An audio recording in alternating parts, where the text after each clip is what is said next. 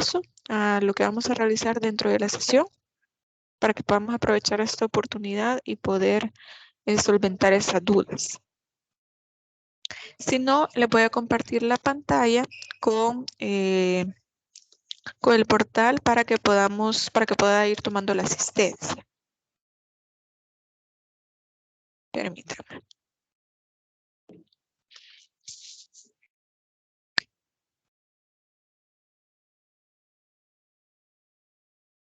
Creo que ya le va a aparecer ahí en la pantalla.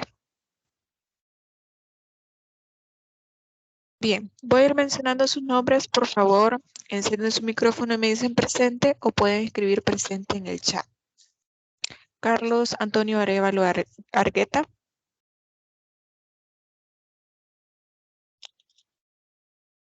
Mario Ernesto Batres Cerón. Daisy Victoria Benavides Villegas. Katie Isolina Bermúdez Claros. Presente, Liz.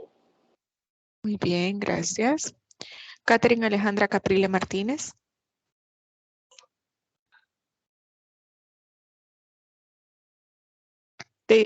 Odalis Aronet Castro Cruz.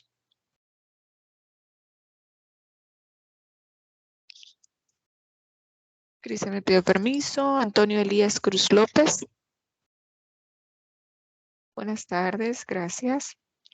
Jonathan Josué Flores Tenorio. Mariana Ide Flores, perdón, Fuentes Cepeda.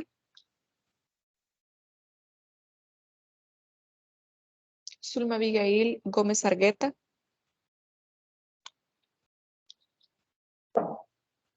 Rosalinda Gutiérrez Canales. Kevin Galvarino Hernández Benavides.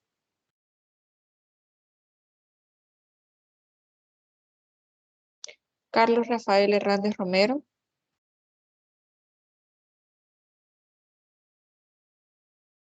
Diego Alejandro Herrera Navarro. Presente, licenciado. Muy bien, gracias. Katia Lisbeth Martínez Díaz. Presente, Liz. Gracias. Rosa Alicia Monroy García.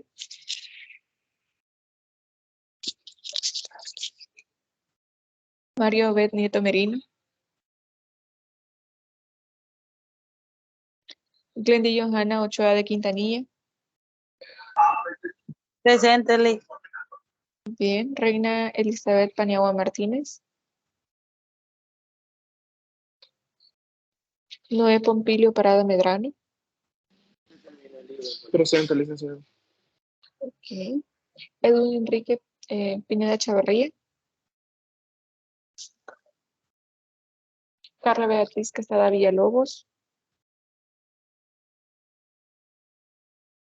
Emanuel Eli Quintanilla Quinteros.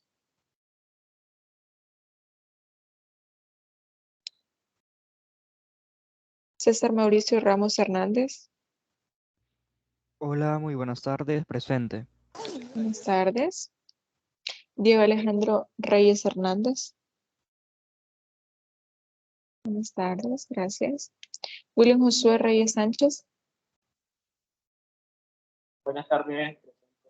Buenas tardes. David Santiago Rivera Vázquez. Buenas tardes, gracias. Maybelline Patricia Sajet Parada. Ok. Carlos Giovanni Salmerón Mesa. Buenas tardes, Lick. Buenas tardes. Soy Erika. Edwin Pineda. Ah, ok, permítame. Gracias, Lick. Permítame, ya lo agrego. Quedé en Erika Arely Trejo de Sorto. Andrew Maña Ordóñez. Y Vilma Lisset Ventura García. Ok, vamos a ver qué más hace falta. Monroy García. Fuentes Cepeda. Ok, ya le agrego, permítame. Fuentes Cepeda, Monroy García también. Estela Ramírez, ¿verdad? ¿Quién más? Bueno, vamos a aprovechar el tiempo. Los que hacen falta, por favor, coloquen su nombre completo en el chat y yo los voy a agregar al final de la sesión. No hay ningún problema. Bien. Voy a compartirles la pantalla con el contenido de este día para tratar de aprovechar el tiempo que tenemos disponible, porque recuerden que en la sesión presencial de esta semana tenemos la actividad evaluada, así que no podemos complementar lo que no veamos en esta clase en la sesión presencial de esta semana. Por lo tanto, quiero que aprovechemos porque el tema que vamos a desarrollar en esta sesión son los principios aplicables o que rigen el proceso judicial laboral. Desde la semana anterior comenzamos a ver algunos de los principios que se aplican, que son generales, digamos, aplicables a diferentes ramas del derecho, pero que también se aplican al derecho laboral. Ahora vamos a hablar directamente de los últimos que nos hacían falta, de los derechos generales aplicables a otras ramas del derecho, y vamos a comenzar a hablar de algunos de los principios específicamente que se crean y se aplican dentro de la materia laboral. Y también les he colocado dentro de estas presentaciones, que también se las voy a colocar en el contenido de la semana, porque esto no es directamente solo el contenido, sino que también les he agregado información extra, digamos, no es solo la que está en los recursos complementarios, pero es solamente para ilustrarlos cómo es que, cuál es el criterio que tienen las cámaras respecto a este tipo de principios aplicables a la materia laboral. Entonces, vamos a comenzar. El primer principio del cual vamos a hablar en esta sesión de clase es el principio de legalidad. Como ustedes saben, el principio de legalidad rige a todas las áreas del derecho, sobre todo en la parte procesal, porque la idea es que cada uno de los actos procesales que inicien y que precluyen dentro de un proceso completo cumplan con la legalidad establecida dentro de la ley, es decir, con todas las formalidades que ya establece la misma ley.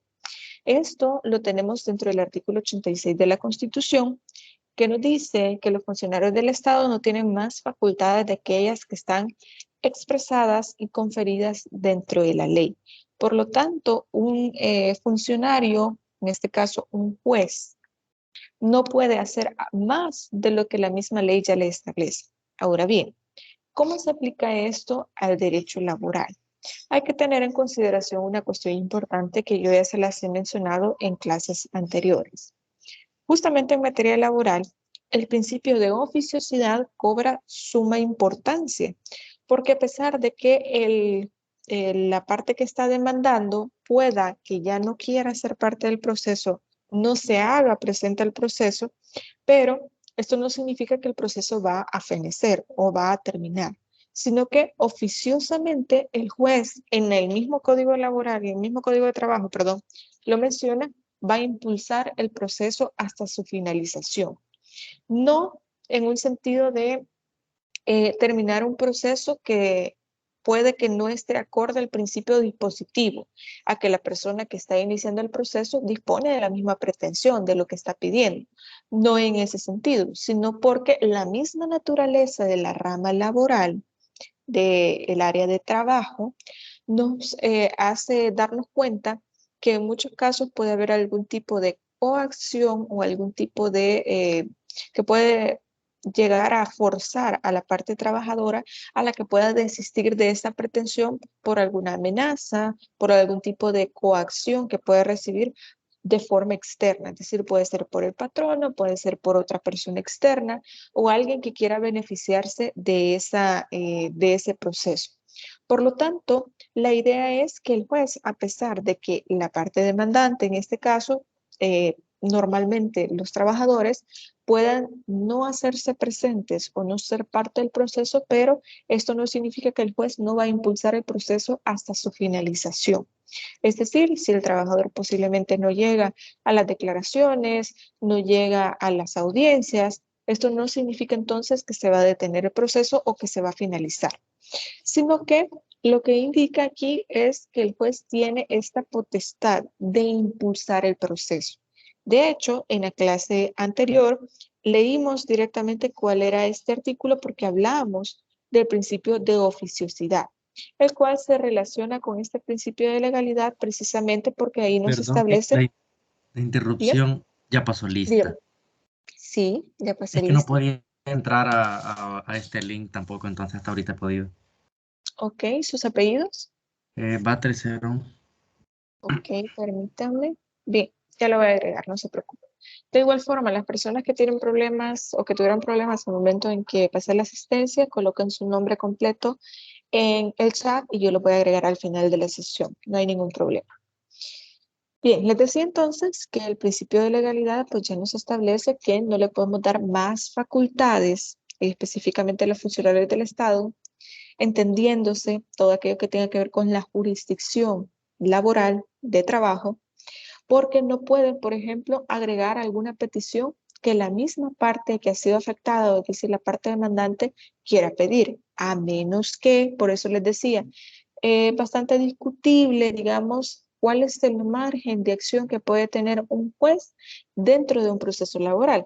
Por ejemplo, a menos que dentro de las mismas actuaciones que se dan dentro del proceso se pueda dar cuenta de que no solamente, por ejemplo, no le han pagado la indemnización, tampoco le han pagado las vacaciones. Entonces, como es un derecho y los derechos de los trabajadores son irrenunciables, si sabe que hace falta esta pretensión, también la puede agregar. Pero esta facultad no es solamente antojadiza, sino que basándose en lo que establece la ley, a este derecho que tienen los trabajadores a que las vacaciones van a ser remuneradas, entonces puede agregarlo dentro de las pretensiones, pero no se puede salir de este marco normativo, de este marco legal que se tiene. Entonces, esto es diferente al derecho general de la libertad que establece el artículo 8 de la misma y que es extensivo a cualquier persona en el marco de sus quehaceres. ¿En qué sentido? Pues bueno, en este caso la misma Constitución nos dice que bueno, nosotros podemos disponer de nuestras pretensiones. En otras ramas del derecho, como ustedes se darán cuenta, tiene mucho que ver, digamos, la disponibilidad de esta pretensión. Si usted ya no quiere seguir con un proceso X, no vamos a mencionar ninguna rama del derecho, de una rama X, pues entonces ahí se termina el proceso, porque usted dice, no, mire, ya no quiero seguir con esta diligencia, con este proceso, y no hay ningún problema. Pero en el área laboral sí se respeta bastante el principio de legalidad, pero también se le da facultades al juez para que de forma oficiosa pueda seguir impulsando el proceso. Entonces, el principio de legalidad va más bien digamos, encauzado en la idea de que cada uno de los actos procesales que se vayan desarrollando dentro de cada proceso tiene que sí o sí cumplir con todas las formalidades establecidas en la ley, con todos los tiempos establecidos, con todas las autoridades o instituciones, en caso de ser necesario, establecidas dentro de la ley. No es que porque nosotros creemos que no va a venir ninguna persona a dar su declaración, nos vamos a saltar esta conciliación o la toma de las declaraciones, la audiencia de conciliación, etc. No. Nosotros debemos cumplir con cada una de las fases, con cada uno de los actos procesales, aunque no llegue nadie. Usted puede llamar a las partes a conciliación y puede que no llegue nadie, pero procesalmente se está cumpliendo con lo establecido dentro de la ley. Entonces, no hay que perder de vista esto porque este tema, sobre todo el principio de legalidad, nos va a ser muy útil en las próximas semanas que veamos los actos procesales. Como les decía, este tema, sé que ustedes ya lo han visto en teoría general del proceso, sobre todo estos principios de forma genérica, pero también la parte de los actos procesales lo vamos a ver más adelante de forma general y luego aplicada a la materia laboral. Porque lo que quiero es que ustedes vayan notando las diferencias de la definición como tal, de forma genérica, digamos, y ya aplicable al área laboral. Porque como se los había mencionado en las clases pasadas, los procesos laborales son muy sui generis, son muy específicos y tienen algunas variantes que otros procesos no las tienen. Bien, respecto a esto, les mencionaba que les iba a traer algunos aportes. Estos aportes son de carácter ilustrativo nada más, solo para que ustedes puedan ver cómo se pueden ver dentro de la materia laboral. Y esto, respecto al principio de legalidad, en esta sentencia, perdón, que es la INC-181-18 de la Cámara Primera de lo Laboral, nos dice que Este principio de legalidad lo que persigue es asegurar los actos del proceso que sigan con las reglas establecidas dentro de la ley y que no sean trámites de forma arbitraria de los juzgadores o de las partes. Es decir, que las partes también se deben apegar a la ley. No es solamente una regla o un principio aplicable para los jueces, para la jurisdicción de lo laboral, sino también para que las partes que van a intervenir dentro del proceso también puedan cumplir con este principio de legalidad. Si usted tiene una prueba, no va a ir simplemente y lleva la prueba. Usted debe presentar un escrito donde va a enunciar esta prueba, de cómo la obtuvo y sobre todo la parte de para qué la va a necesitar. Sobre todo en la demanda esto siempre se agrega, pero les estoy poniendo este ejemplo para que ustedes puedan ir notando en qué sentido se lo voy mencionando. Por ejemplo, si usted dice, bueno, miren, por el principio de la reversión de la carga de la prueba, que también ya lo vamos a ver, me solicitaron a mi patrono el contrato de trabajo, pero fíjese que yo no lo tengo. Yo no tengo contrato tampoco porque el contrato fue verbal. Y posiblemente esta persona sí lo tenga y hay un tipo de dolo ahí. Pero esa es otra cuestión que vamos a discutir después. Vamos a ver, tenemos una pregunta. Tomando en cuenta el principio de oficiosidad del juez, ¿cómo queda entonces el principio de congruencia? Bien, esto creo que se los mencioné en la clase anterior y yo les decía, no se trata de que el juez puede o debería de resolver de forma ultrapetita, por ejemplo, resolver más de lo que se le está pidiendo. Por eso les decía, tenemos un marco normativo que nos establece, sobre todo en el área laboral, que hay principios que son irrenunciables, el principio de irrenunciabilidad por parte del trabajador. ¿En qué sentido? Yo no puedo decir, yo voy a renunciar a esta prestación que yo tengo de las vacaciones, del aguinaldo, solamente porque si yo sé que pido demasiado, no me lo van a dar. Esto no funciona así en el área laboral y se lo voy a explicar por qué.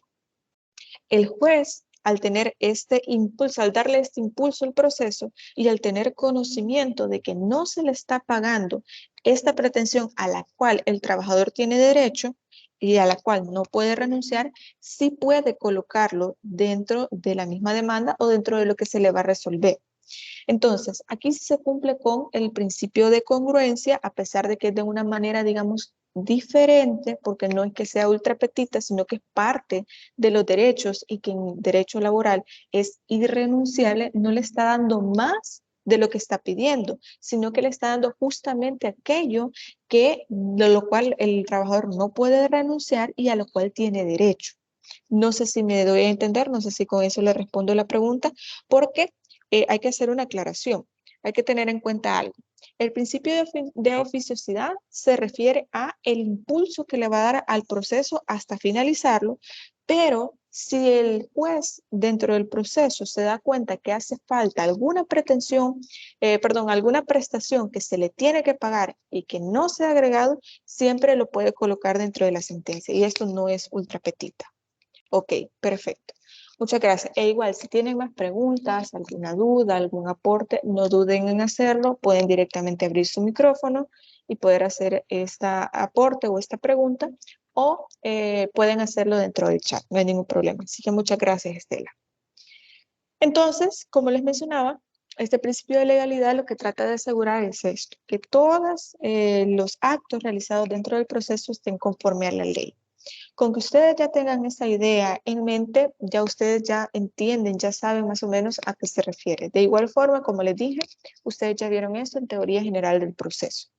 ¿Qué es lo que nos dice en este caso la Cámara primero de lo laboral? Se lo voy a leer y luego lo discutimos y luego vemos cómo lo analizamos.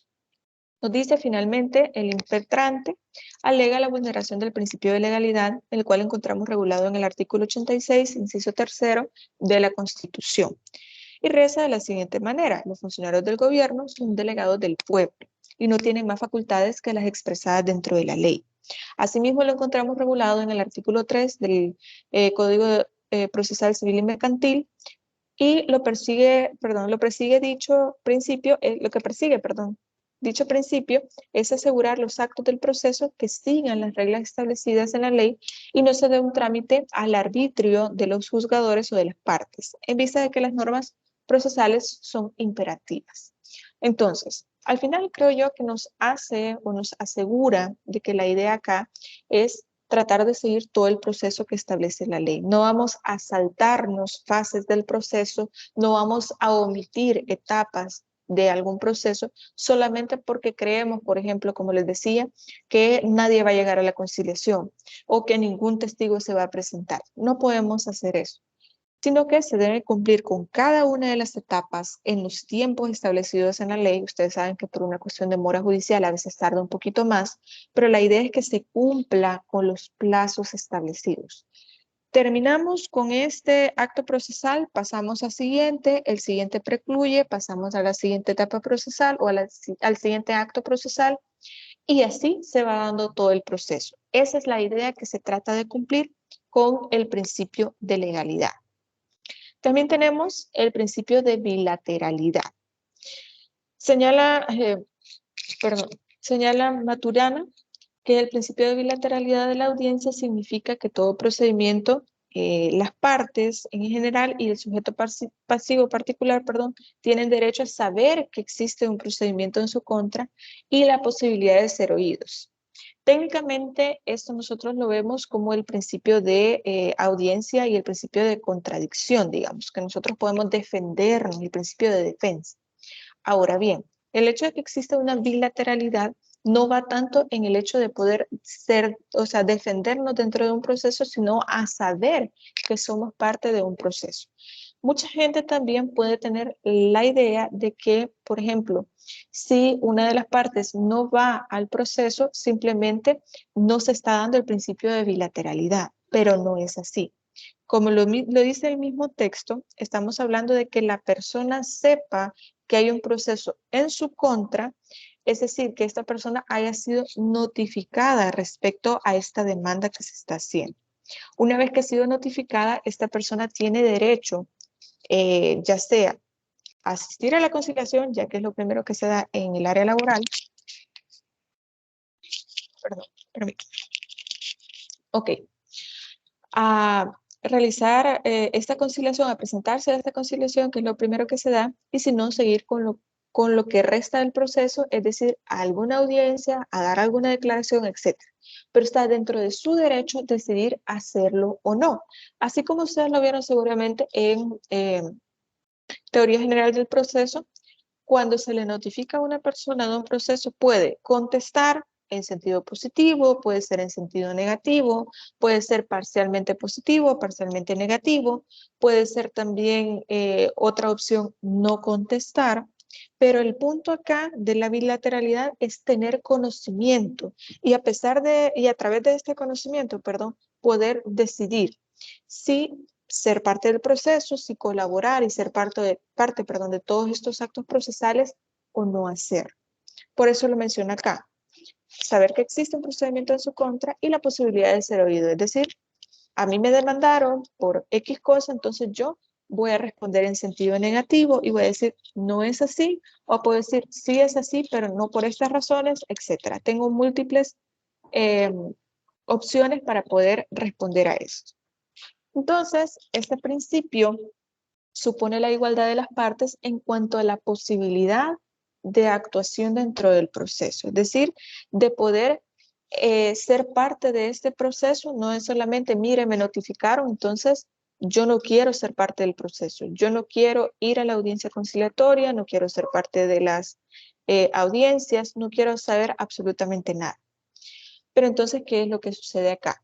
En muchos casos, y creo que también ya se los había dicho, sobre todo cuando se trata de grandes empresas, mandan al jurídico de la empresa para que pueda representar a la empresa como tal dentro de estos procesos, pero también hay casos en los que no mandan a nadie o simplemente nadie va. Si es solamente un patrón o no es una empresa, nadie va a la conciliación y mucho menos va a lo que resta del proceso. Pero esto no significa que no va a haber una sentencia en la cual pues se hayan visto todo lo que resta del proceso, las pruebas que presenten la demanda, la persona que inició todo este proceso, etc.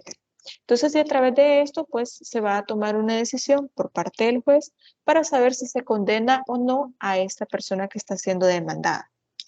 Entonces, ¿En qué sentido nos habla acá de la posibilidad de actuación? Porque aquí va a decidir si su actuación va a ser respondiendo a esta demanda, ofreciendo prueba en contra de esta pretensión que se está pidiendo por la parte demandante, o si simplemente va a ser parte del proceso, pero sin presentar más pruebas. Dentro de cualquiera de estas posibilidades, pues esto es lo que nos podemos enfrentar. Entonces, esto también quiere decir que las partes pueden ejercer sus facultades en el procedimiento independientemente si se concreta o no.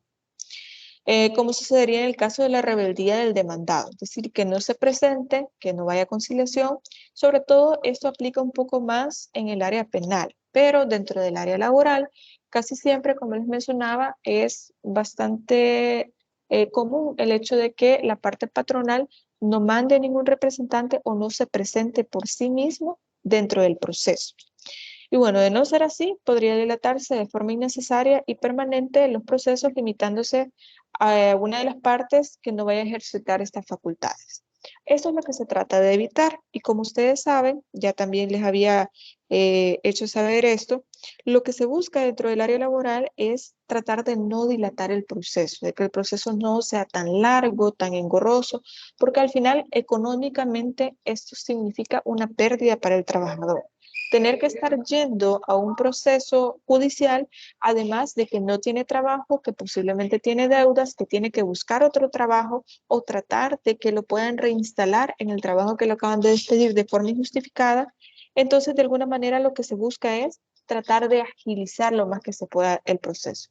Si nosotros esperamos a que la otra parte conteste o se presente, esto dilataría demasiado todo el proceso.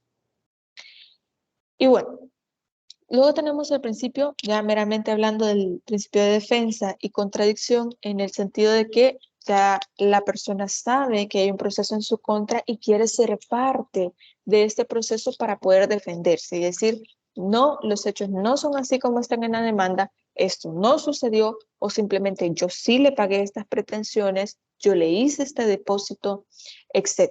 Entre muchos casos más que se pueden dar en el área laboral.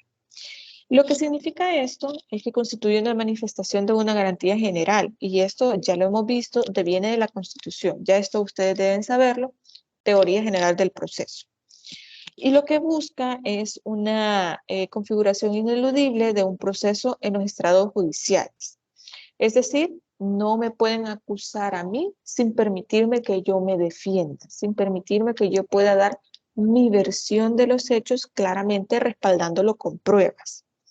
Por eso se trata, según el Código Procesal Civil y Mercantil, de un sujeto contra quien se dirija la pretensión que tenga el derecho de defenderse, interviniendo en las actuaciones y articulando los medios de prueba pertinentes.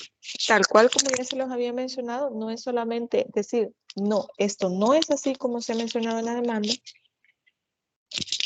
sino también que se le dé la posibilidad de participar dentro del proceso, pudiendo agregar, o sea, respaldar sus afirmaciones con prueba pertinente. Pero esto solo va a suceder si contesta, en este caso, a la demanda en el área laboral, y como sucede también en muchas áreas del derecho. Si usted no contesta o decide no hacer uso de su derecho a responder a esta demanda en el tiempo establecido, entonces usted únicamente va a ir ahí al proceso laboral, únicamente a tratar de rebatir la prueba y las afirmaciones que está haciendo la parte contraria, con todas las peticiones que está realizando.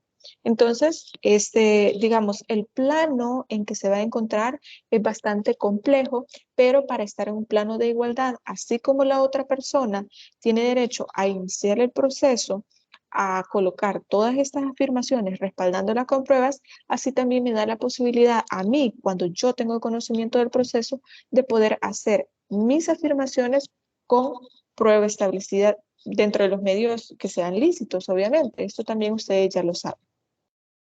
En todo caso, cada parte puede contar con una oportunidad para exponer su argumentación y rebatir a la parte contraria. Esto se va a ver en distintos actos procesales.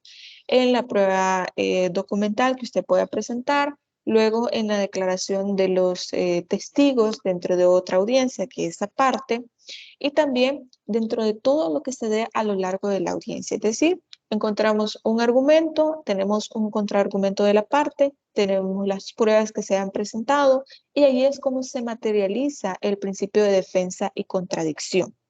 Y esto solo se da cuando se expresa directamente dentro de la ley que se puede. Por ejemplo, usted no puede presentar pruebas en cualquier momento del proceso, a menos que, y esto ya lo establece el Código de Procesal Civil y Mercantil, que sean hechos nuevos o hechos sobrevenidos. O sea, son cosas nuevas dentro del proceso que usted no las pudo haber agregado antes precisamente por esa razón. Sin embargo, cada etapa, ya lo vamos a ver en la próxima clase, cada etapa procesal tiene su tiempo. Por lo tanto, no podemos nosotros simplemente decir, es que se me había olvidado agregar el contrato al momento de colocar la demanda. Yo sí lo tenía, pero se me olvidó ponerlo. Ahorita que vamos en la declaración de los testigos, lo voy a agregar como un hecho nuevo. No se puede, porque en teoría usted ya debió haber agregado eso anteriormente. Como les digo, solo si se trata de hechos nuevos, entonces entenderíamos que sí, es oportuno que usted lo pueda agregar en una etapa procesal fuera de la que ya se ha establecido, por ejemplo, para la demanda. Entonces, podrán adoptarse decisiones sin oír previamente a una de las partes. De ambos apartados de la norma se deduce, por un lado, una parte inicial que hace especial referencia al demandado. En este caso, normalmente es el patrono. Sin embargo, en un segundo apartado se abre la norma y evidencia que el principio es extensivo a ambas partes. Es decir, sin importar la dinámica en la que se puede llegar a dar el proceso, porque vamos a ver que hay distintos casos que se pueden llegar a dar. Y aprovechando eso, hago un pequeño paréntesis ya que hablo de esto.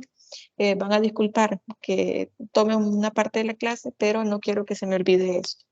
Las clases del jueves va a ser, la clase presencial va a ser para el laboratorio que vamos a realizar, pero espero que la clase presencial de la próxima semana les voy a dar las indicaciones para las simulaciones de audiencia que vamos a hacer en el segundo cómputo. Lo hago con tanta anticipación porque les voy a dar las indicaciones de cómo se van a conformar los grupos. Ustedes lo van a hacer por afinidad, no hay ningún problema, pero les voy a decir cuántas personas van a conformar cada grupo, cuáles son los roles que espero que ustedes puedan decidir entre ustedes, cuál es el que va a realizar cada quien. Y también necesito que ustedes ya vayan buscando casos. Y tienen dos posibilidades. La primera, que ustedes pueden encontrar un caso laboral, que ustedes tal vez porque conocen a alguien que lleva procesos laborales, que cuenta con un caso que a ustedes les puede servir para hacer la simulación de la audiencia, o pueden ir aquí al Centro de Práctica Jurídica. Yo ya hablé con la coordinadora para que les pueda prestar los expedientes de los casos laborales que se ven acá. Lo que busco es que ustedes puedan contar con un caso, que ustedes lo pueden revisar, pueden hacer las alegaciones, obviamente. Lo que busco no es que ustedes vayan nada más a recitar lo que está dentro del expediente que ustedes encuentren o del caso que ustedes encuentren, sino que lo que busco es que ustedes puedan, permítanme, sino que ustedes hagan estos argumentos y ya vamos a ir dilucidando exactamente cuáles son los aportes que va a tener cada uno. Ustedes van a decidir quién va a ser el juez, quién va a ser demandado, demandante, etc. Pero todas estas indicaciones yo se las voy a dar en la clase presencial de la próxima semana junto con la rúbrica. Creo que tal vez no se la voy a dar todavía porque eso es lo que les voy a evaluar, sino que las indicaciones generales, para que sí ustedes ya vayan buscando este caso. Una vez que ya lo tengan, yo les voy a dar una fecha antes, creo yo, de iniciar el segundo cómputo, para que ustedes así me hagan como un resumen de qué trata el caso que ustedes van a simular con la audiencia para verificar cuál es el nivel de dificultad. Tampoco es que ustedes solo van a ir a replicar lo que ya encontraron en el expediente, sino que van a hacer un esfuerzo mayor para poder hacer bien esas simulaciones de audiencia. En todo caso, como les digo, les hago este pequeño paréntesis para que no falten a la clase presencial de la próxima semana, porque ahí les voy a dar las indicaciones de esto y así ustedes pueden ya desde ahorita ir buscando estos casos. No me digan después, mire, Lic, no me quedó tiempo, no lo encontré, porque en caso de que ustedes no lo encuentren por su cuenta, pueden venir aquí al Centro de Práctica Jurídica. Hay varios casos laborales y ahí les pueden prestar los expedientes. De hecho, la coordinadora ya sabe, no va a haber ningún problema con que se los pueda prestar. Así que solamente si ustedes me quieren decir antes para hacerles saber a ella y que les tengan listos los expedientes, pues con todo gusto yo les puedo hacer ahí la gestión. Pero nada más ese pequeño paréntesis para que no se me vaya a olvidar a mí que les tenía que decir y sobre todo para que ustedes estén pendientes la próxima semana. Ahora sí, regresando al tema. Respecto al principio de defensa y contradicción, habíamos quedado en que, las diferentes formas en que se puede dar el caso, ya sea que el patrono sea el demandado o puede ser también el caso en el que sea de forma diferente. Ya vamos a ir viendo diferentes situaciones, sobre todo en las simulaciones que ustedes van a hacer, se van a dar cuenta que no siempre es solamente un patrono, pueden ser varios, puede haber un litisconsorcio, puede haber se me ha ido el nombre, permítanme.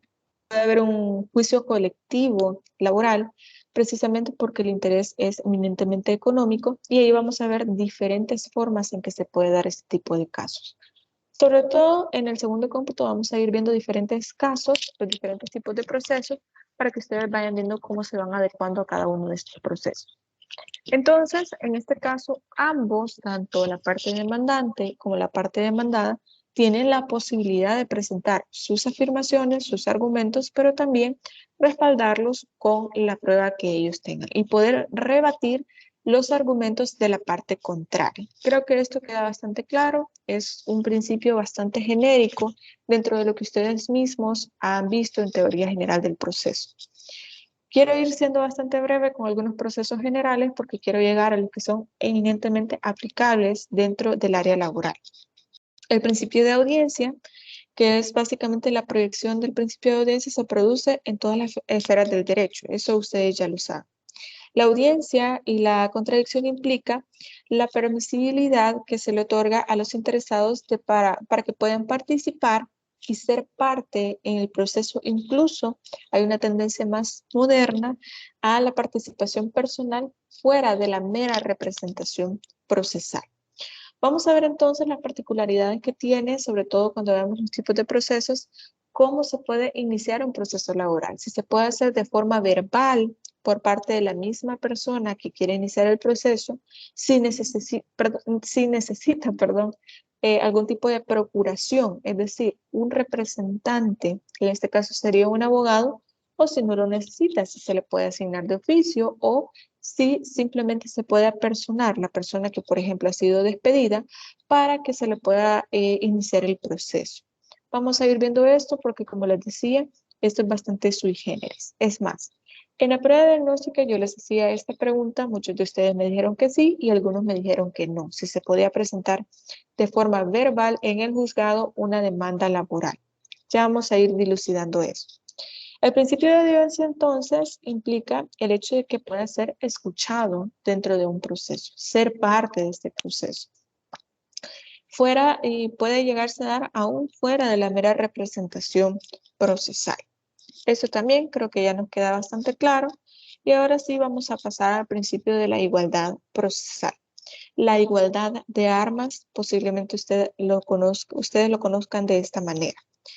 Este principio no solamente de igualdad no es solamente en el trato que van a recibir las partes dentro del proceso, esta imparcialidad de la cual hablábamos en las clases anteriores, sino que igualdad dentro de todo lo que sucede en el proceso, es decir, de los argumentos, las pruebas, la forma en que vamos a probar, que ambas partes de forma equitativa puedan tener las suficientes herramientas para poder probar sus afirmaciones dentro del proceso. Como ya lo habíamos discutido en clases pasadas, sabemos que en este caso el trabajador está en cierta desventaja, tanto económica como de poder, como tipo jerarquía, digamos. Pero lo que se busca dentro del derecho procesal laboral es generar esta igualdad procesal. Y por eso de ahí viene la idea de la reversión de la carga de la prueba, que es otro principio que vamos a ver en esta clase un poquito más adelante.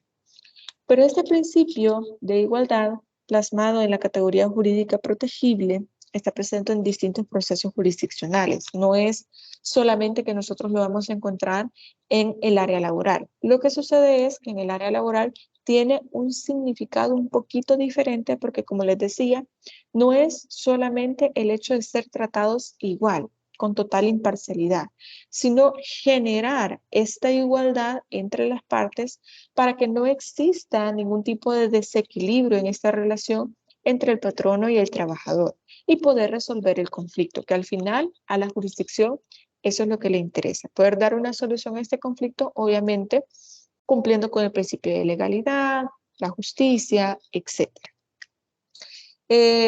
Precisamente esto lo que nos dice es que anunciando la necesidad de que las partes dispongan de las mismas armas y herramientas para llevar adelante el proceso como tal. Y esto también lo retomamos del artículo 5 del Código Procesal Civil y Mercantil, que nos dice justamente que esa igualdad de derechos, obligaciones y cargas y posibilidades procesales durante el desarrollo del proceso. Sin embargo, como ustedes lo ven acá, estamos hablando de igualdad de cargas, pero en el derecho laboral, como se los mencionaba, hay como un pequeño asterisco acá. Y como les dije, no se trata de favorecer de una manera desmedida al trabajador, que es normalmente quien se ve en una situación de desequilibrio, sino de igualarlo, o sea, darle las herramientas necesarias para igualarlo dentro del proceso. Por eso yo les puse el caso en la clase pasada en la que les decía que se podría dar la situación en que el trabajador dice, mire, me despidieron y aparte de eso, de que me despidieron de forma injustificada, yo ya me había quejado porque mi jornada laboral es, por ejemplo, de lunes a viernes de 8 a 4 de la tarde y a mí me dejaban trabajando a veces hasta las 7, 8 de la noche y no me pagaban ni horas extras, se pasaban de mi jornada laboral y eso no está bien en el contrato. Y bueno, usted dice, mire, me despidieron y aparte de eso, sucedía esta situación con la jornada laboral, se excedía de la jornada laboral, el trabajo que estaba realizando. Bien, entonces usted va a demandar, pero le dice, mire, ¿y dónde está el contrato para que nosotros podamos ver cuál es la jornada laboral estipulada en ese contrato y si usted verdaderamente pues estaba trabajando para esta empresa o para este lugar? A todo esto, hago un pequeño paréntesis, hay una presunción que al momento en que demanda un trabajador se presume que realmente ha sido o está contratado en esta empresa o bajo o a través de este patrono, porque lo que se entiende es que si va a demandar es porque tiene razones para poder hacerlo. O sea, alguien no va a demandar, no voy a demandar yo a otro lugar de trabajo si yo no trabajo ahí. Entonces se presume en un principio esta idea de que sí realmente esta persona trabaja. Pero obviamente eso es algo que se tiene que probar. Si el trabajador tiene el contrato, pues perfectamente lo puede colocar como una prueba. Pero ¿qué sucedería entonces si le dicen, no, es que el contrato yo lo pedí varias veces, yo les contaba este ejemplo, lo pedí varias veces y nunca me dieron ni una copia ni nada? Entonces, ¿pero qué es lo que puede hacer esta persona? Puede decir, bueno, yo no lo tengo, pero el patrono, como yo lo firmé, lo tiene él. Entonces, en este caso, podemos hacer lo siguiente. A través del juez se le pide, mire, señor juez, mi representado no tiene el contrato porque nunca se le facilitó una copia y por lo tanto le solicitamos a través de usted que le pueda pedir el contrato al demandado para que así usted se pueda verificar que realmente esta persona fue contratada desde tal fecha, ha trabajado hasta tal fecha y la jornada laboral era de tal hora a tal hora en tales días. Y así poder verificar los hechos que se están controvirtiendo dentro de este proceso. Entonces, ¿qué es lo que va a suceder acá? Aquí hay una reversión en la carga de la prueba. Aquí no estamos hablando de que sea una cuestión de no haber igualdad, solamente porque el trabajador no tiene el contrato de trabajo, porque quien lo tiene es el patrón, sino que lo que estamos buscando es que se puedan probar estas pretensiones, pero al no tener los medios para poder probarlas, entonces estamos revirtiendo quién va a tener que probar. Y esto no va en contra del principio de legalidad, porque precisamente la naturaleza del proceso laboral nos permite a nosotros entender que aquí no se puede probar si no se tiene el medio como tal. Y en este caso, quien lo tiene es precisamente la persona que está siendo demandada. Y para cuestiones o para efectos legales, se le puede pedir que lo presente para que sí se pueda establecer si realmente esta persona ha sido contratada, por ejemplo, y si se ha excedido o no. Es decir, el patrono en este caso va a presentar el contrato porque lo que va a decir es que, mire, sí estaba contratado, pero nosotros no nos pasamos de la jornada laboral establecida en el contrato. Aquí decía que era de tal hora a tal hora. El trabajador estaba diciendo que era de 8 a 8 de la noche y realmente no. La jornada es de tal hora a tal hora, etc. Va a querer probar lo contrario, pero lo que nos interesa es el medio de prueba para establecer ya sea la postura del trabajador o la postura, en este caso, a contrario del patrón, para poder probar exactamente lo contrario. Entonces, eso es lo que nos menciona el artículo 5. No hay que perder de vista la reversión de la carga de la prueba, que es diferente a lo que se menciona dentro del artículo 5 del Código Procesal Civil y Mercantil. Estas aseveraciones, entonces, no solo es una declaración de intención de que va a existir igualdad dentro del proceso, sino que el juzgador, en este caso, pues sería el juez, a través de su jurisdicción, a través de toda su actuación dentro del proceso, va a tratar de acatar siempre la norma, interpretarla conforme a la Constitución, para que así se le pueda dar esta concesión de equidad, porque como les dije, no hay nada de forma antojadiza en este caso, sino conforme al derecho y conforme a la interpretación que se le puede dar, sobre todo en el área laboral, para que pueda franquear a cada parte esa disponibilidad de las herramientas y que estén en condiciones para que sea un proceso justo, un proceso igualitario. También tenemos el principio de publicidad. Y bueno, como anverso y reverso de la moneda, el principio de oralidad, aparece también el principio de publicidad. Es decir, que nosotros sepamos que existe una causa contra una persona, contra una empresa, etc. Y esto también lo menciona el artículo 9 del Código Procesal Civil y Mercantil y nos dice que las audiencias deben ser públicas, a menos que pueda existir algún tipo de reserva. En este caso, puede también ser que el juez de oficio a instancia de parte, pues, puede considerar que por razones de seguridad nacional, pues, deba existir algún tipo de reserva. Sin embargo, la mayoría de los procesos son de carácter público, pero hay ramas del derecho donde se pide esta reserva por la complejidad del caso, porque intervienen niños, niñas y adolescentes, porque tiene mucho que ver con cuestiones o datos que son privados, por ejemplo, de una empresa, que tiene que ver con las finanzas de una empresa, y por eso se busca de alguna manera la privacidad del caso. No es precisamente porque de alguna manera se esté limitando la publicidad de algún caso en específico, sino que, pues, de alguna manera esta restricción va acorde a la situación y que esté motivada para que no exista la publicidad del caso en específico. Quiero ir avanzando, así que vamos al siguiente principio y ahora sí vamos a hablar de la reversión de la carga de la prueba. Según el Código de Trabajo, nos dice que existe un tipo de beneficio que se le puede dar a los trabajadores, que en este caso es la presunción, por ejemplo, que yo les estaba mencionando, de que si un trabajador dice, mire, me despidieron de manera injustificada, de una vez puede hacer la demanda, a pesar de que no tenga un contrato de trabajo, porque se entiende que si una persona dice, mire, me despidieron porque alguna vez estuvo trabajando bajo las órdenes de X patrono, de X empresa, etc. Pero eso, en lo que resta del proceso, se va a tener que probar. Es más, a la hora de que el patrono, o sea, la persona demandada, contesta la demanda, ahí mismo se va a poder establecer, mire, si esta persona ha estado trabajando desde la fecha tal hasta la fecha tal, pero esta persona no cumplía con sus horarios de trabajo, venía alcoholizada al trabajo o X y Y motivo. Y ahí se va a realizar un argumento en contra a lo que ha mencionado normalmente pues ahí el trabajador. Entonces, por medio de estas, el trabajador se dispensa de la comprobación de ciertos hechos y tiene por establecidas algunas acciones u omisiones imputadas al patrono en su demanda. Es decir, mire, yo no puedo probar que yo tengo un contrato de trabajo porque no me dieron a mí la copia. Entonces, por favor, pídaselo al patrono porque él es el que cuenta con ese contrato de trabajo. Entonces, aquí va a ser imputable al patrono y lo puede pedir dentro de la misma demanda.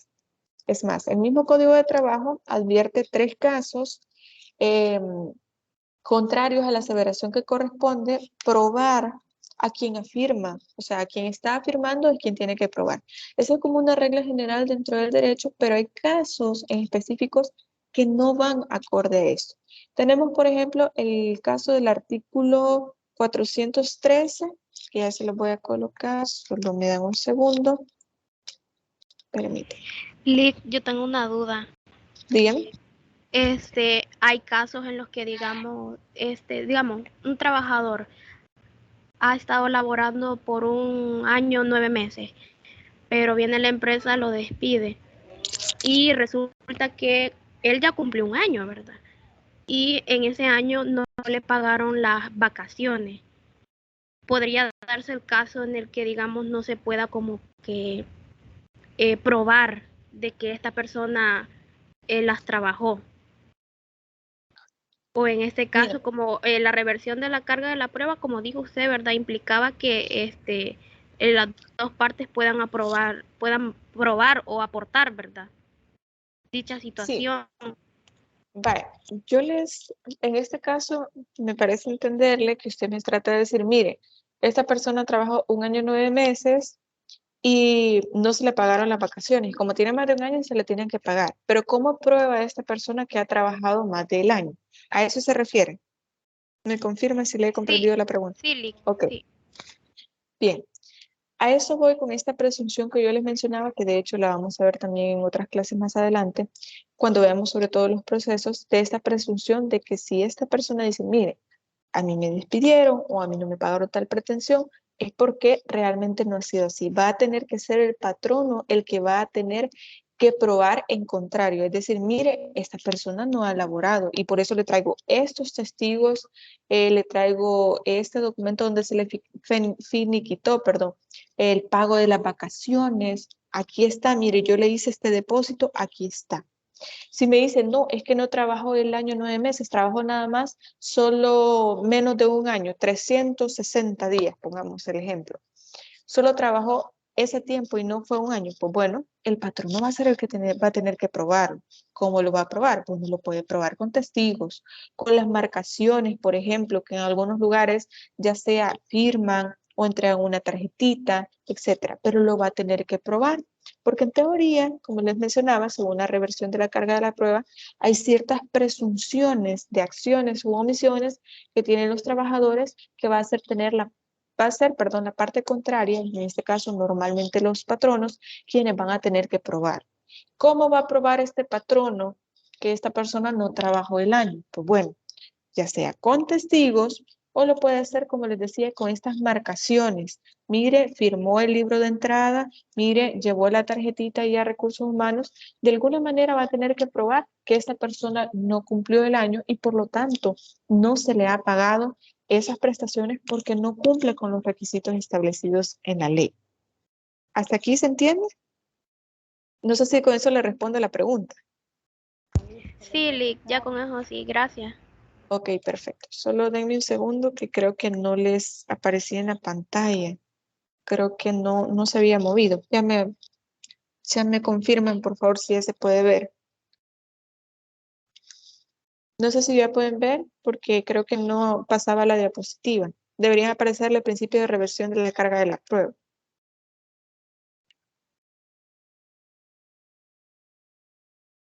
¿Cuánto mide?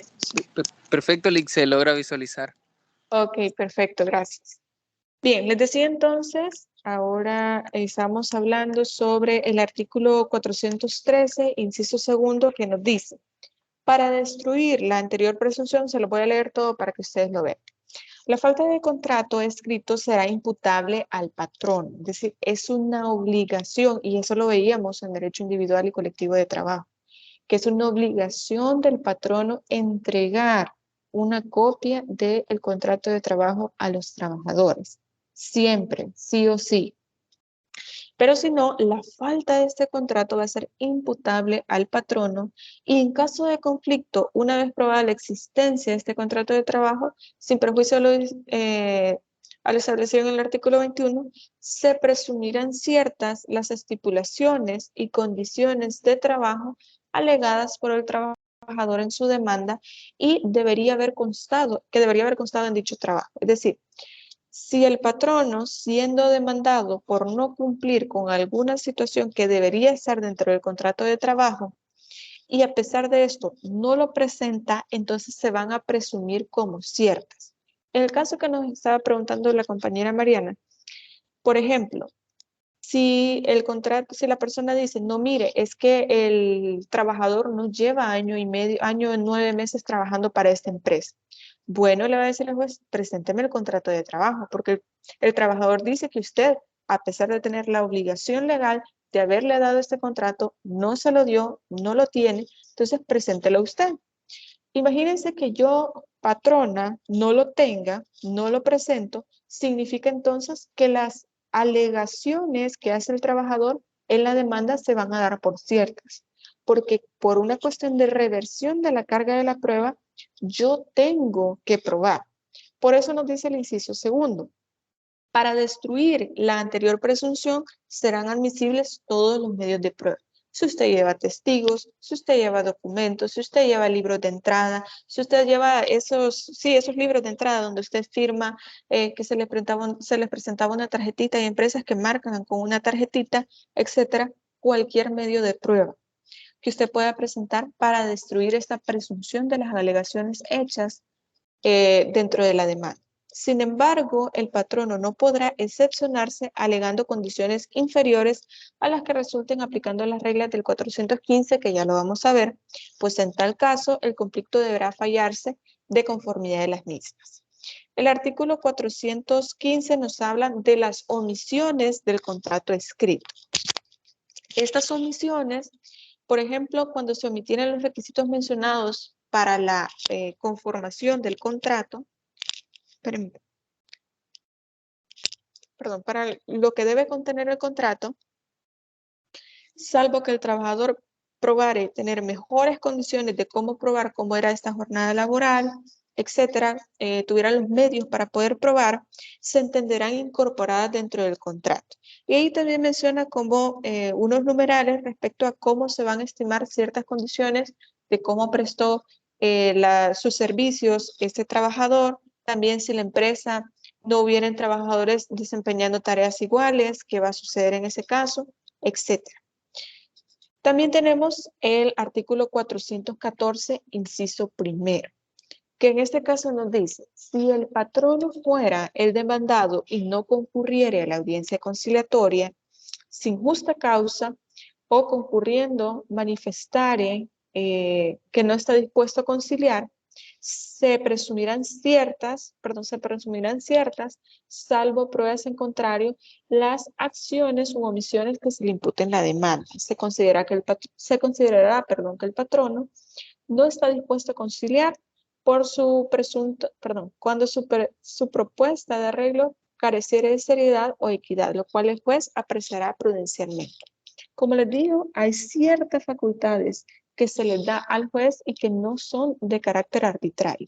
La misma ley, en este caso llámese Código de Trabajo, establece que aún si el patrono hace una propuesta de conciliación, un acuerdo, un arreglo, pero que no hubiera equidad o que no hubiera seriedad en este compromiso que adquiere con el trabajador, entonces simplemente no lo acepta o simplemente se sigue con lo que resta del proceso, es decir, con lo que resta de las audiencias, etc. Ahora bien, también nos menciona, y esto tiene que ver con la reversión de la carga de la prueba en un sentido bastante específico, porque si hay otra presunción acá, el hecho de que si la parte demandada, que normalmente es el patrono, no asiste a la audiencia conciliatoria, se entiende que no quiere ser parte de la conciliación, por lo tanto quiere seguir con el proceso. Pero bueno, también tenemos el artículo 421, inciso segundo. Este inciso segundo nos dice: corresponde a la persona jurídica y al representante patronal demandados acreditar la existencia de la primera y la personería de su representación. Es decir, dentro de la demanda, cuando se trata de una persona jurídica, debe acreditar ambas cosas: que es una persona jurídica y que hay una representación patronal de los demandados. Aquí hay una carga probatoria, se le llama carga probatoria de la personería. El trabajador no puede probarlo. Quien va a probar esta personería de la, de la personería de la representación legal va a ser precisamente la parte demandada. Entonces aquí sí tenemos una reversión de la carga de la prueba. Pero bien, en estos casos que ya se les ha mencionado, se trata, por ejemplo, de despidos injustificados, obviamente siendo el patrono el demandado. Por lo tanto, el trabajador en su calidad de actor está afirmando en su demanda que fue despedido y reclamando otras situaciones. Por ejemplo, en este caso que les estoy mencionando, quien tendría que probar en caso de que no haya cumplido con la formalidad de entregar una copia del contrato de trabajo va a ser el patrono. Si se trata de una personería de una persona jurídica, quien va a establecer la representación legal de la personería jurídica va a ser quien represente al demandado. No va a ser el trabajador, no va a ser el demandante. Entonces, en ese orden le correspondería probar sus afirmaciones según el área civil a quien está firmando. Pero en este caso, como existe una reversión de la carga de la prueba, va a ser a la otra parte, que obviamente va a tener que probar en contrario, como yo les mencionaba.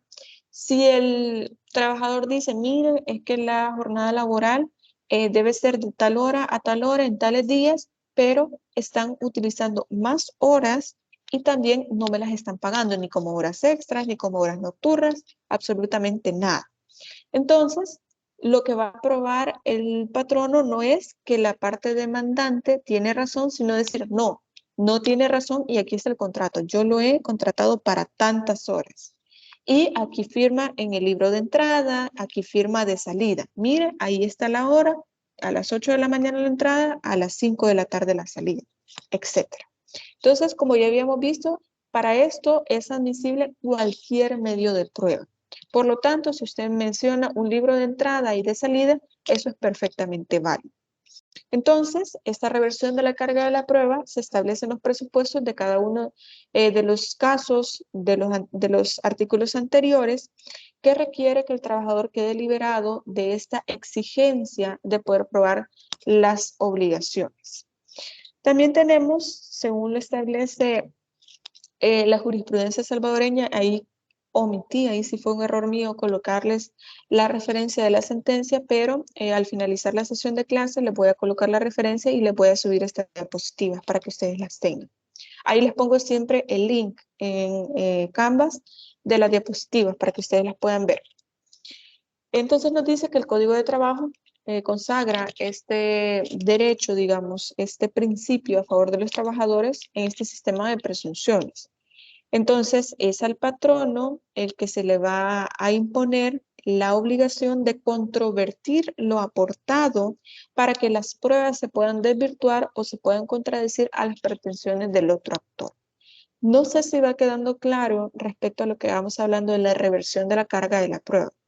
Esto no es darle una carga mayor a una de las partes o de forma imparcial, sino que estando en mejores oportunidades o en mejores condiciones de poder probar, entonces la prueba no la va a aportar quien esté afirmando, sino la contraparte.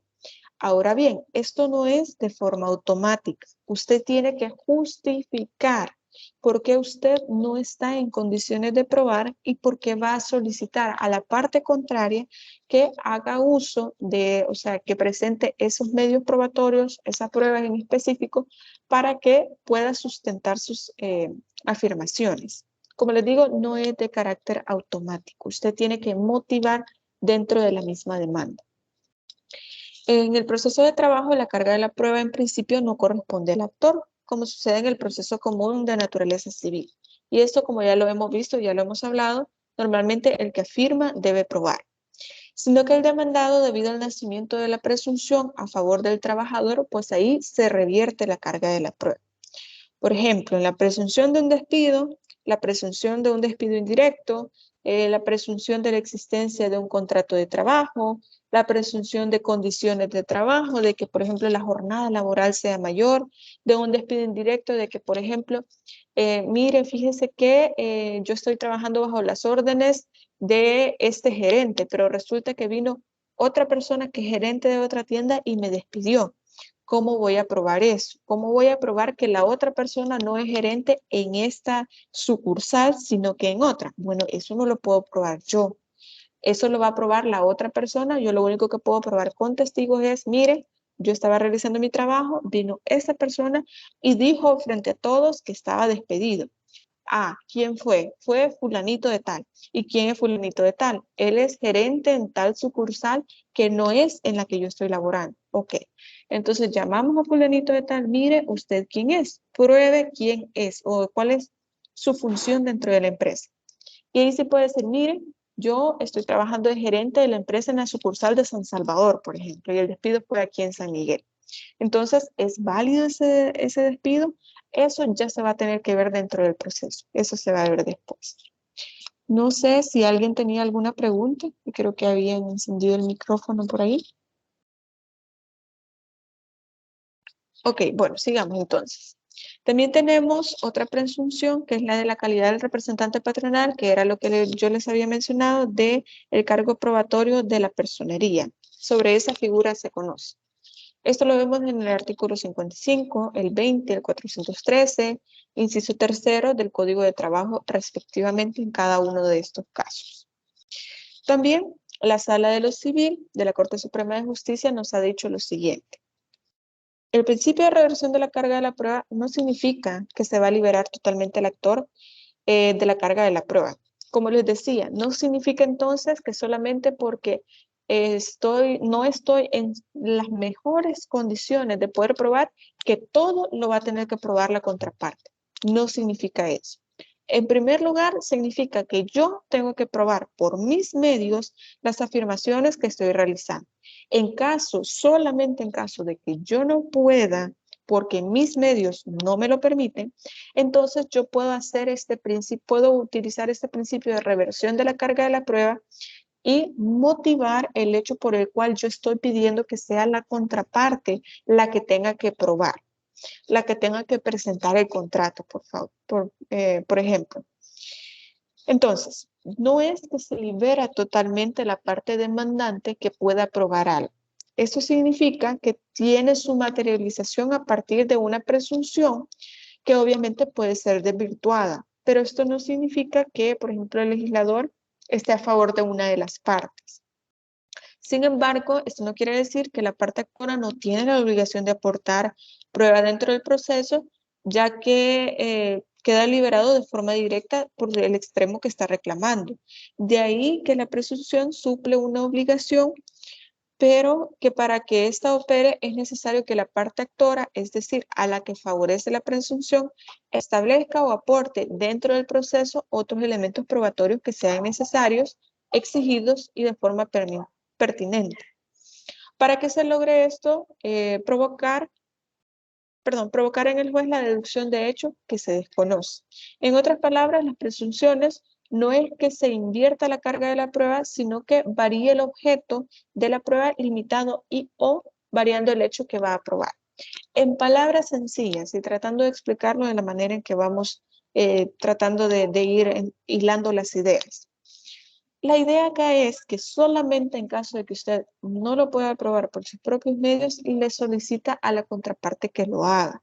Por lo tanto, en esta idea lo que se busca es invertir la carga de la prueba solamente cuando no se cuente con los medios suficientes para poder realizar. También nos dice la Sala de lo Civil que las presunciones legales producen el efecto de invertir la carga de la prueba. Ya lo veíamos en el artículo 414, inciso primero, ya lo leímos, ya lo hablamos. Genera una presunción legal, pero sanciona la conducta legal del patrono porque no le dio una copia a la contraparte, al trabajador del contrato de trabajo. Es decir, es imputable al patrono la carencia de este contrato de trabajo. Por lo tanto, las presunciones legales dispensan a la parte beneficiada por las cargas de probar el hecho deducido en la ley, con tal efecto de invertir la carga de la prueba, transfiriéndoselas a la parte contraria. Lo que se busca acá es simplemente que cuando no se cuente con estos medios, pues hacer que la contraparte que sí cuenta con ellos pueda llegar a probarlos de cualquier manera. Ahí mismo nos decía en el artículo que por cualquier medio que se pueda probar, se puede presentar. No hay ningún problema. También nos dice que la finalidad protectora de este principio, hay una finalidad protectora de este principio de reversión de la carga de la prueba y no es de carácter desmedido o desigual. Permítanme.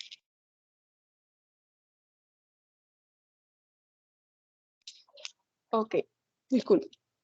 Entonces, no es de un carácter desmedido, sino que lo que se busca con estas presunciones y también con la reversión de la carga de la prueba es tratar de proteger de alguna manera al trabajador para que éste pueda probar sus extremos procesales, pero con medios con los cuales no cuenta, pero que la contraparte sí los tiene. Entonces, lo anterior se configura en el principio procesal laboral de la reversión de la carga de la prueba, el cual tiene la finalidad de proteger al trabajador, que es la parte más débil o vulnerable de la relación jurídica laboral. Y esto ya lo hemos hablado antes.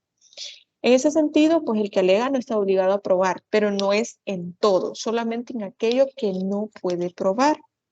Si puede probarlo perfectamente, lo puede hacer. Lo anterior constituye una omisión, la cual se presume cierta y lo que está obligado al empleador a excepcionarse. Es decir, si no cuenta con los medios para probar y la otra parte sí, y a pesar de que cuente con esto, la otra parte no presenta estos medios probatorios, significa que va a ser tomado como cierta esta presunción o lo que se ha solicitado en la demanda. El ejemplo que yo les ponía, o que nos había puesto la compañera, pues bueno, esta persona dice que lleva año 9 meses laborando y que no se le han pagado las vacaciones. Y la persona trabajadora dice, miren, sí, yo he estado el año 9 meses trabajando, no tengo el contrato porque no me dieron la copia, entonces se lo pedimos al patrón. El patrono decide no presentarlo, entonces se tienen por ciertas las afirmaciones, por dos razones.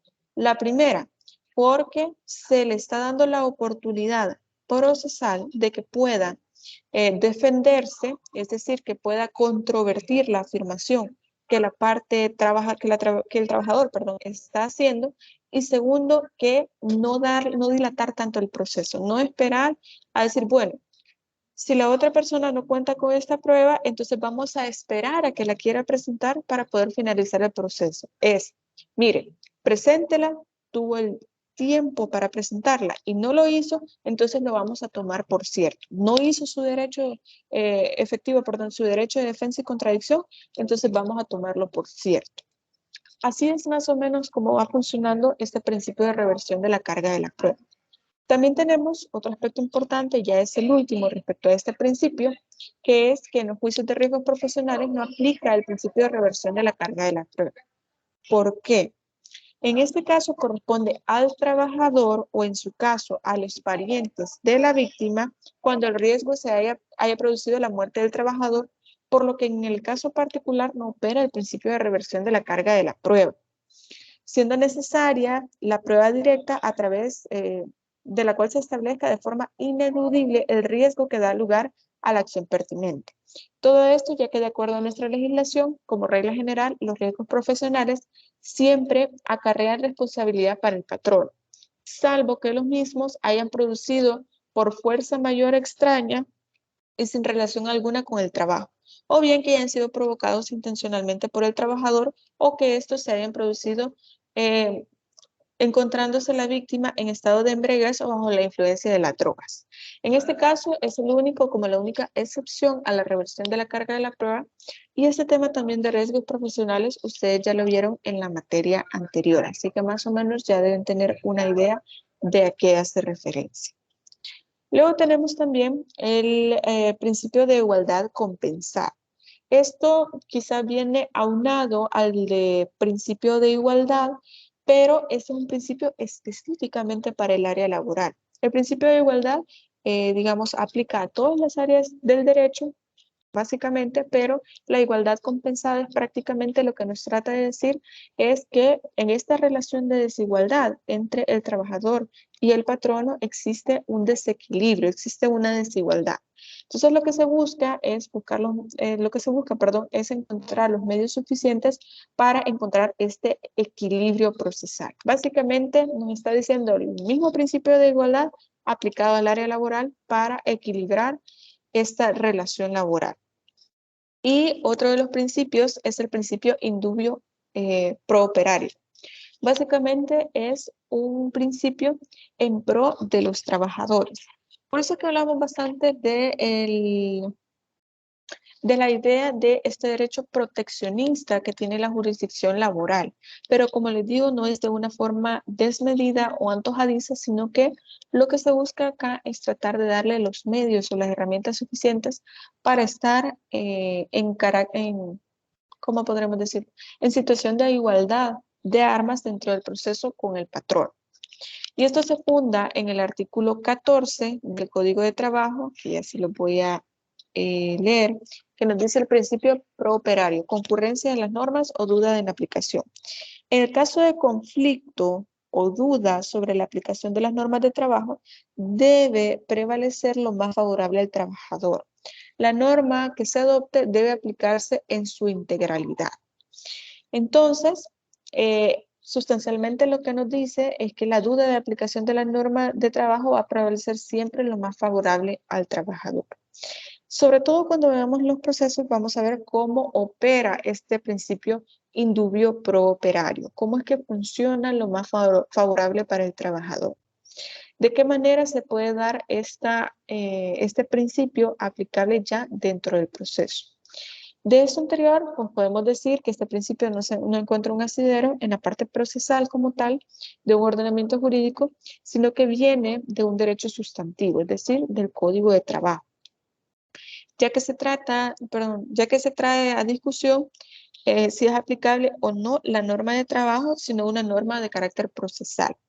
En este caso, la duda sobre la fecha en que un trabajador le nace el derecho de gozar o reclamar las vacaciones anuales remuneradas, la duda que a un juzgador le puede surgir respecto al derecho de pago de un aguinaldo sobre el jus variandi con las condiciones originalmente pactadas en la empresa, entre otros. Les pongo un ejemplo bastante sencillo. Digamos, tenemos el caso de que el trabajador dice que, mire, yo entré a trabajar más o menos como a principios del mes de agosto del año 2007 a la empresa, pero fue un contrato verbal, pongamos el ejemplo. Y de pronto el patrono dice, no, fue como en diciembre del año 2016, para hacer bastante extremo el contraste. Entonces, o podemos hacerlo de meses. Uno dice que en agosto y el otro dice que en diciembre. Pero no hay un contrato de trabajo en físico porque fue un contrato verbal. Entonces, ¿cómo vamos a poder probar? Y de pronto, mire, es que no tenemos testigos porque la mayoría de personas que comenzó a trabajar cuando yo empecé a laborar también, ya no trabajan. Entonces, y no hay manera de poder localizarlos porque no sé dónde está.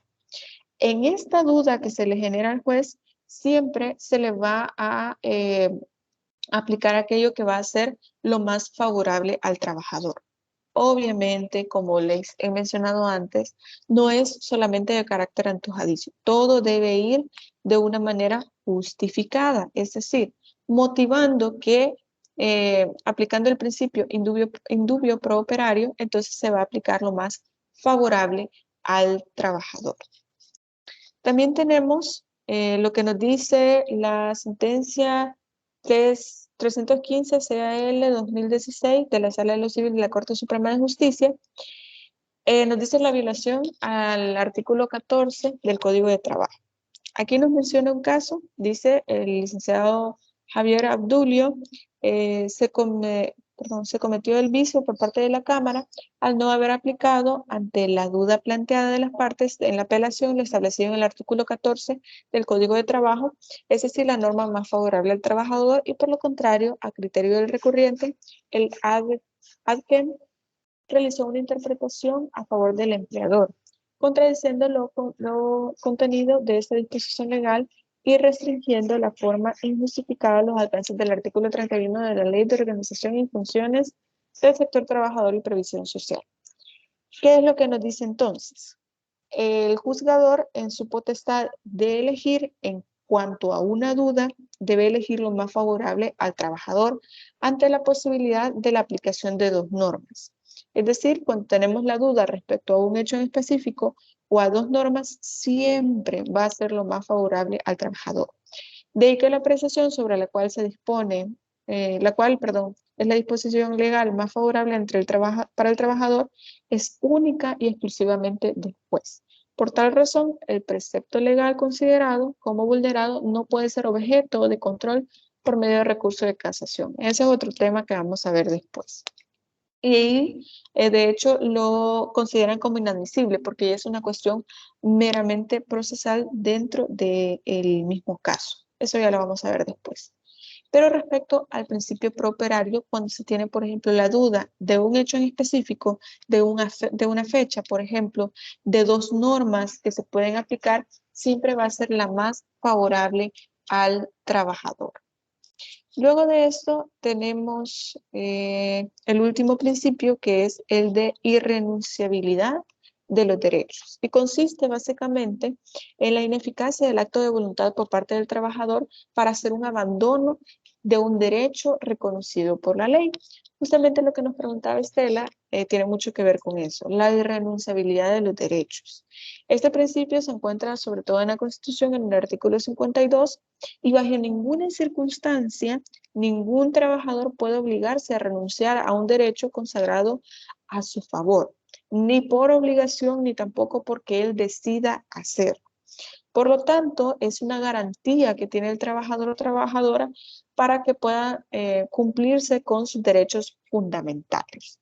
En este caso, hay que tener en consideración que no es que el juez esté resolviendo más de lo que se le debería dar, sino que lo que se busca es tratar de cumplir con los derechos que se le ha establecido al trabajador dentro de la misma Constitución y también dentro del mismo Código de Trabajo. Por lo tanto, este principio sí o sí debe ser aplicable.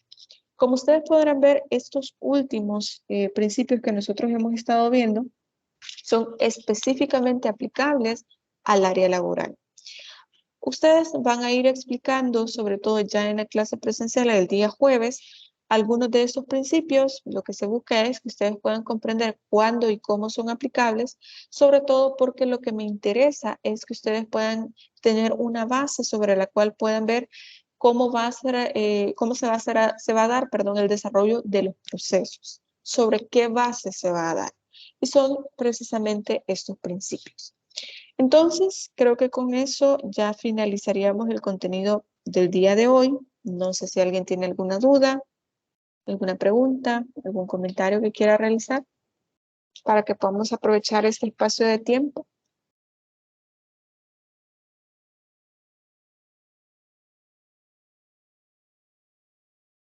Bueno, ¿hay alguien que está escribiendo? Así que vamos a esperar un momento para ver si existe alguna duda.